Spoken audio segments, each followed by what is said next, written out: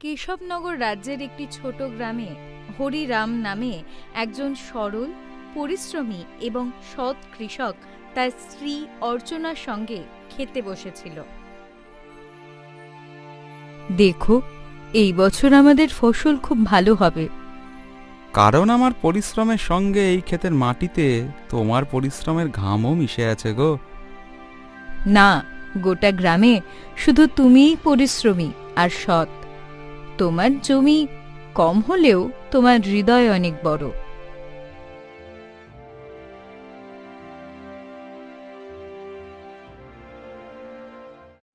কিছুক্ষণ পর দুজনে বাড়ি ফিরে গেল।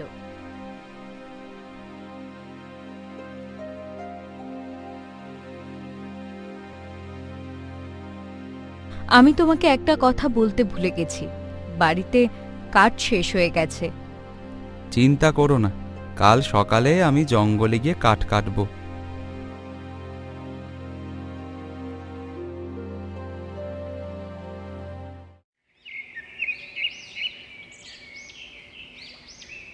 পরের দিন সকালে হরিরাম জঙ্গলে কাঠ কাটতে গেল।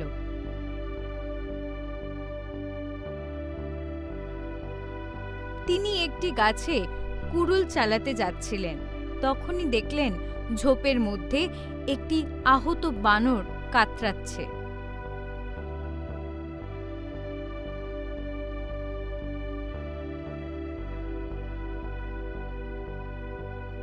হে ভগবান, এই বানরকে মনে হচ্ছে কেউ খুব মারাত্মকভাবে আহত করেছে।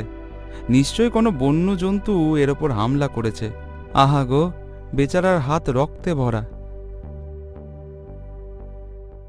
হরিরাম বানরের পাশে বসে পড়লেন।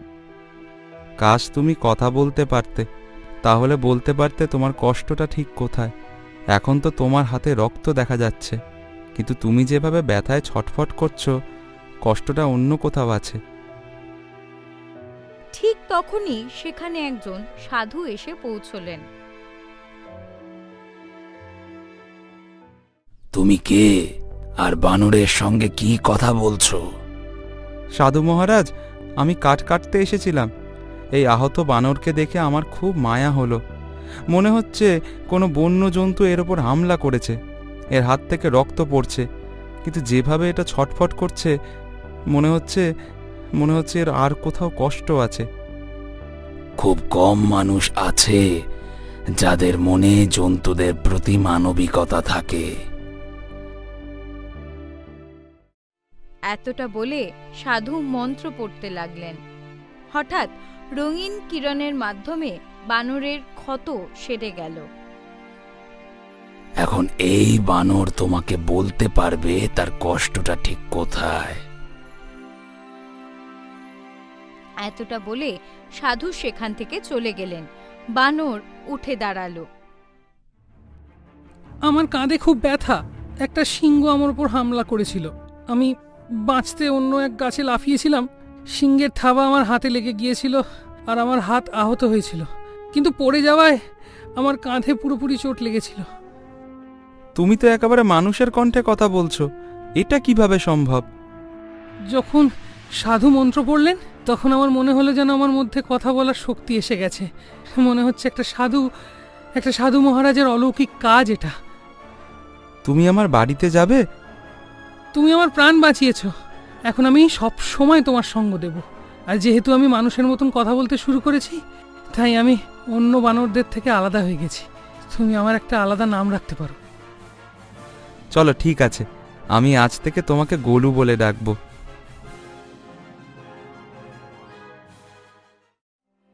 হরিরাম গোলুকে নিয়ে বাড়ি ফিরলেন।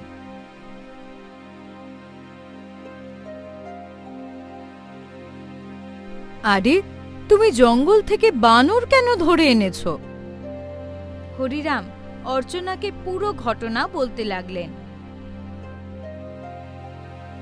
সত্যি কি বানর কথা বলতে পারে? তুমি নিজেই জিজ্ঞাসা করো। তোমার নাম কি? আমার নাম গোলু। হরিরাম আমার প্রাণ বাঁচিয়েছে, আর আমি এখন তার সঙ্গী এবং এখন তোমাদের পরিবারের একজন। অর্চনা বিস্মিত হয়ে পড়লেন। সময় কেটে যেতে লাগলো। গোল্লুর উপস্থিতি বাড়িতে নতুন প্রাণ এনে দিয়েছিল। ধীরে ধীরে গোলু অর্চনার কাজে হাত বাটাতে লাগলো। গোলু এখন হরিরামের সত্যিকারের সঙ্গী হয়ে উঠেছিল। একদিন গোলু হরিরামকে বলল, হরিরাম, আমি এখন তোমার সঙ্গে খেতে যাব। গোলু, ক্ষেতের কাজ এতটা সহজ নয়, অনেক পরিশ্রম লাগে। আমিও সমান পরিশ্রম করব। ভয় শুধু এই যে গ্রামবাসীরা যদি তোমাকে কথা বলতে দেখে তাহলে তারা কি ভাববে। যখন আমি তোমার সঙ্গে প্রথম কথা বলেছিলাম তখন কি তুমি ভয় পেয়েছিলে? গোলু, এই পৃথিবীকে আমি চিনি, সবাই আমার মতো হয় না। পৃথিবীর সঙ্গে আমার কি? আমার তো শুধু তোমার সঙ্গে মতলব, কারণ আমি তোমার সঙ্গী। হরিরাম মুচকি হাসলেন।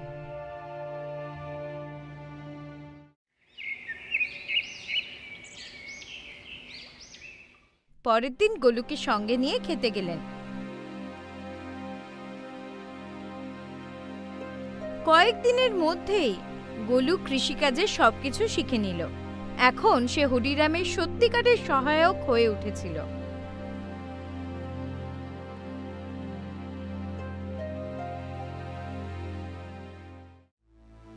হরিরাম, আজকের মাটি খুব ভারী মনে হচ্ছে। গোলু, এখন তুমি একেবারে পাকা কৃষক হয়ে গেছো, মাটির পার্থক্য বুঝতে শুরু করেছো। গোলুর কথা এখন গ্রামে ছড়িয়ে পড়তে শুরু করেছিল এবং এই কথা শেষমেশ জমিদার চৌধুরীর কানে পৌঁছে গেল। সে কি, হরিরামের বাড়িতে একটা বানর আছে যে মানুষের মতন কথা বলে? হ্যাঁ জমিদার মশাই, আমি নিজে দেখেছি, তাকে কথা বলতেও শুনেছি। প্রথমবার তো আমি নিজেই ভয় পেয়ে গেছিলাম।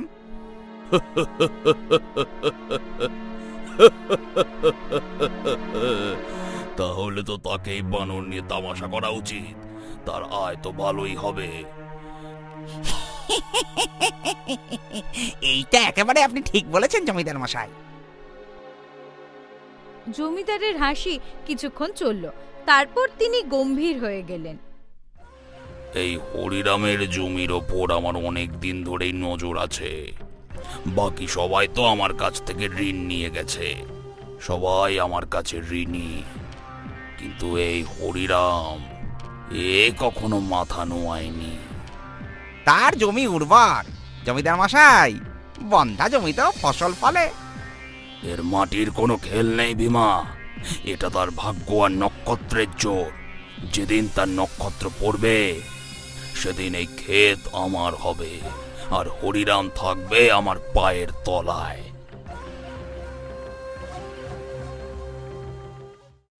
সময় এইভাবেই কেটে যেতে লাগলো। একদিন হরিরাম এবং গোলু যখন ক্ষেত থেকে বাড়ি ফিরল, তখন উঠোনে বসে থাকা অর্চনাকে দেখে দুজনের মুখে চিন্তার রেখা ফুটে উঠল। অর্চনা, অর্চনা, কি হয়েছে? এ কেমন কাশি? কয়েকদিন ধরে কাশি হচ্ছে, এখন তো দিন দিন আরো বাড়ছে। হরিরাম, এটাকে অবহেলা করো না, কোনো ভালো বৈদ্যকে তৎক্ষণাৎ ডাকা উচিত।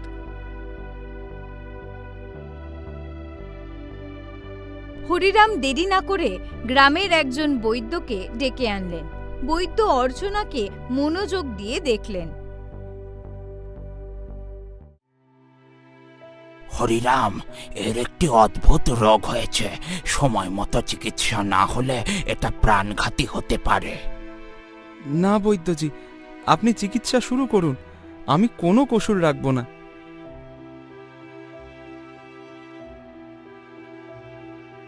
সেই দিন থেকে হরিরামের সমস্ত অর্থ তার স্ত্রীর চিকিৎসায় ব্যয় হতে লাগলো। সপ্তাহের পর সপ্তাহ কেটে গেল এবং একদিন এমন এলো যখন তার সমস্ত জমানো পুঁজি শেষ হয়ে গেল। সেদিন হরিরাম বাড়িতে একা বসেছিলেন।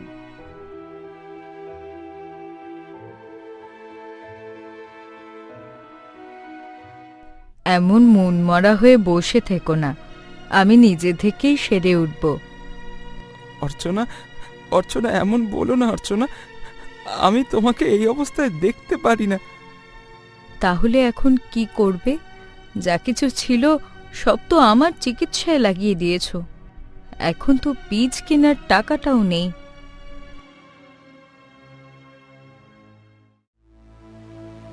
হরিরাম মাথা নিচু করে বসেছিলেন, তখনই গোলু দৌড়ে এলো। হরিরাম, হতাশ হয়েও না। তোমার ওই দুই ভাই এই গ্রামে থাকে, আর তারা তোমার থেকেও ধনী। তাদের কাছে সাহায্য চাও না কেন? হরিরামের কথাটা ঠিক মনে হলো। সেই সন্ধে তিনি গোলুকে সঙ্গে নিয়ে তার বড় ভাই কেশবের বাড়ি গেলেন। আরে হরিরাম, আজ আমার বাড়ির রাস্তা কিভাবে ভোলনি? হ্যাঁ ভাইয়া, অর্চনার রোগের কথা তো এখন গ্রামে সবাই জানে।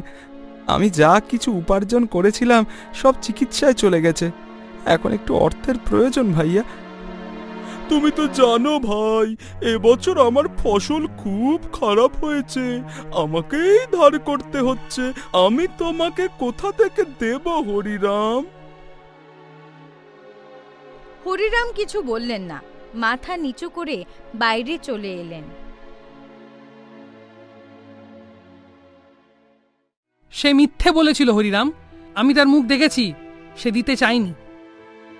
জানি, তবুও চলো, আরেক ভাই আছে, তার সঙ্গে দেখা করি।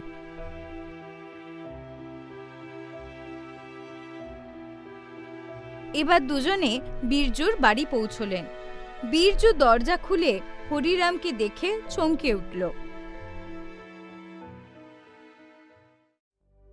হরিরাম, আজ ভাইয়ের কথা তোমার কিভাবে মনে পড়লো? ভাইয়া, আমার স্ত্রী অর্চনা খুব অসুস্থ, চিকিৎসার জন্য একটু অর্থ প্রয়োজন।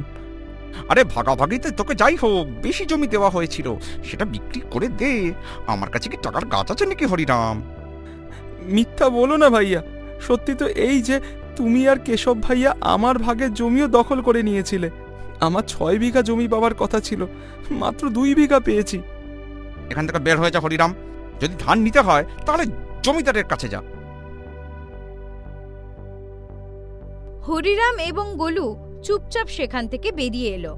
বাইরে আসতেই গোলুর চোখে ভিজে ভাব ছিল। এ কেমন ভাই তোমার? একজনও সাহায্য করতে রাজি নয়। মতলবী মানুষের কাছে আপন আর পর বলে কিছু থাকে না গোলু। তাহলে এখন কি করবে? জমিদারের কাছে যাবে? মজবুরি গোলু, মজবুরি। আমি যেতে চাইনি, তাই তোমার কথায় ভাইদের কাছে গিয়েছিলাম। এখন তুমিই বলো তো আমায়, আমার কাছে আর কি পথ খোলা আছে?